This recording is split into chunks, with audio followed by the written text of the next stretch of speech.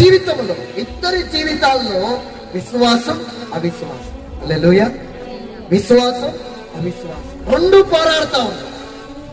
ఒకవైపేమో విశ్వాసం ఏం చేస్తుందంటే, ఎంత కఠినమైన పరిస్థితులున్నా, ఆశను వదిలేసుకున్నా, ఇదిగో శరీరం మృతశిలమవుతున్నా, గర్భం ఉడికిపోతున్నా, విశ్వాసం అంటుంది నిన్ను గొప్ప జనంగా చేయబోతున్నా.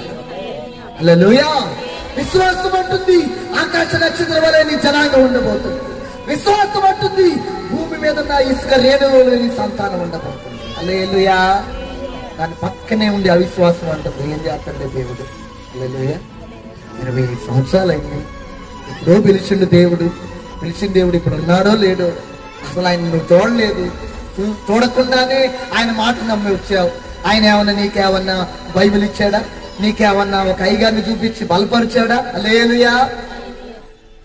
ఏమీ లేదు.